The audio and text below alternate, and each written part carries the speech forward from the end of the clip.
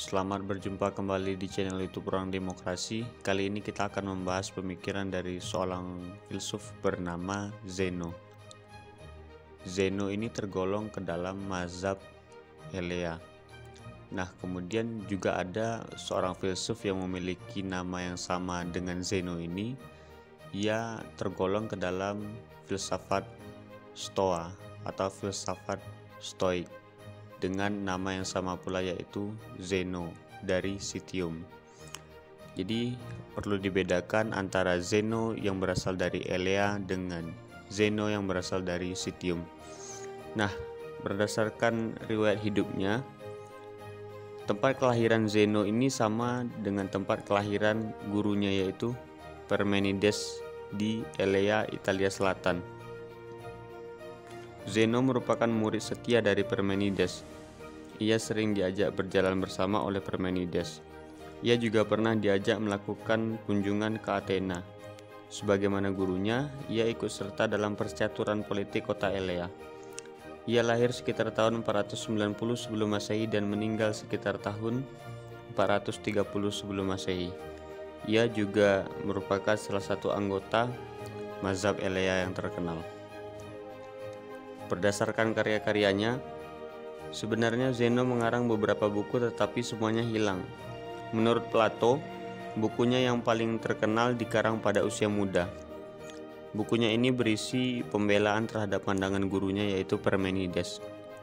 Buah pikirannya cukup terkenal karena berisi argumen-argumen logis yang bersifat paradoksal. Para filsuf sesudahnya, khususnya Aristoteles, banyak mengutip pemikirannya. Bahkan oleh Aristoteles, ia dianggap sebagai orang yang menemukan dialektika. Apa itu dialektika? Dialektika itu adalah suatu cabang ilmu logika yang mempelajari perihal argumentasi yang bertitik tolak dari suatu hipotesis atau pengandaian untuk membuktikan kesalahannya dan kemudian menunjukkan kebalikan dari kesalahannya, yaitu suatu kebenaran. Nah, sementara bagaimana dengan filsafat dari Zeno ini? Pada umumnya, dalam menyampaikan pikiran filsafatnya, Zeno memposisikan diri untuk mempertahankan pandangan gurunya, yaitu Parmenides. Dengan kata lain, ia membela dan mempertahankan konsep-konsep yang diajarkan oleh gurunya, tetapi tidak dengan hanya mengulang-ulang perkataan gurunya. Untuk membela gurunya, Zeno memberikan contoh-contoh yang belum pernah digunakan oleh gurunya.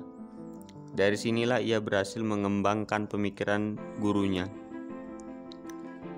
Zeno menunjukkan bermacam-macam alasan dan bukti untuk menunjukkan bahwa pandangan-pandangan gurunya benar, sedangkan pandangan-pandangan yang bertentangan dengan gurunya salah. Ia menyimpulkan, sebagaimana gurunya, bahwa ruang kosong, pluralitas, dan gerak semuanya mustahil.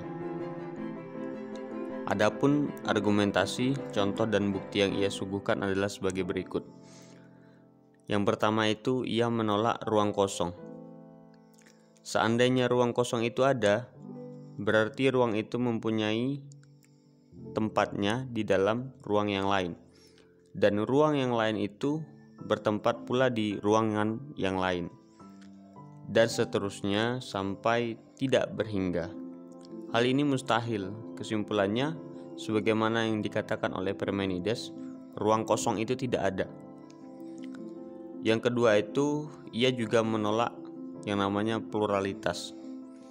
Ia mengambil sebuah contoh ataupun ilustrasi ataupun sebuah deskripsi, yaitu apabila potongan garis terdiri dari dua titik, yaitu titik pangkal dan titik ujung, maka potongan garis yang memiliki jarak antara pangkal dan ujung masih dapat dibagi-bagi. Setiap bagian tentu saja juga mempunyai dua titik, yaitu titik pangkal dan titik ujung. Nah, pembagian ini dapat diteruskan sampai tak berhingga. Persoalannya adalah, apakah potongan garis yang memiliki dua titik itu yang dapat dibagi-bagi sampai tak berhingga mempunyai panjang atau tidak? Jika mempunyai panjang, maka potongan garis itu tak berhingga panjangnya. Jika tidak, maka potongan garis itu tak berhingga pendeknya. atau sama dengan 0. Dua kesimpulan ini mustahil, karena itu tidak ada potongan garis terdiri dari dua titik. Artinya tidak ada pluralitas, yang ada hanya satu titik. Nah, kemudian yang ketiga, ia juga menolak gerak. Ia mengambil dengan dua contoh. Yang pertama itu membayangkan anak panah yang dilepaskan dari busurnya. Sebenarnya anak panah yang terlepas dari busurnya tidak bergerak, ia diam. Sebab setiap saat anak panah itu menempati tempat tertentu dalam keadaan diam. Meskipun anak panah terlihat seperti semakin menjauh, tetapi ia tetap diam dalam tempat tertentu sesuai dengan panjangnya. Inilah yang dimaksud dengan gerak semu, yang tak lain adalah suatu perhentian-perhentian. Artinya, ada pada satu tempat sama saja dengan berhenti atau diam. Nah, kemudian ilustrasi yang kedua yang dia gambarkan adalah membayangkan sebuah lomba lari antara Achilles melawan kura-kura. Achilles adalah seorang atlet pelari tercepat dalam dongeng Yunani kuno yang tidak mampu melewati kura-kura yang sangat lamban dalam berlari. Agar adil, sebelum lomba dimulai, kura-kura diberi keuntungan untuk berlari dengan mengambil start jauh di depan Achilles. Sementara, Achilles harus mencapai titik di mana kura-kura mula-mula berangkat. Bagi Achilles, hal ini sangat mudah karena ia mempunyai kecepatan berlari yang tak tertandingi. Namun persoalannya, ketika Achilles mencapai start di mana kura-kura mulai berangkat, kura-kura sudah lebih jauh. Ketika dikejar lagi sampai start berangkatnya, kura-kura yang berikutnya, ternyata kura-kura sudah melangkah lagi. Dan hal ini terjadi seterusnya begitu. Artinya, secepat apapun Achilles ini berlari, ia tidak akan pernah melewati kura-kura yang sangat lambat larinya. Lewat contoh-contoh, argumen-argumen, dan bukti-bukti di atas, Zeno telah mengemukakan berbagai paradoks. Paradoks tersebut ia gunakan untuk membuktikan bahwa yang ada itu tetap satu dan tak berubah, sebagaimana yang dikatakan oleh gurunya Parmenides. Sekian, terima kasih, sampai bertemu kembali di video selanjutnya.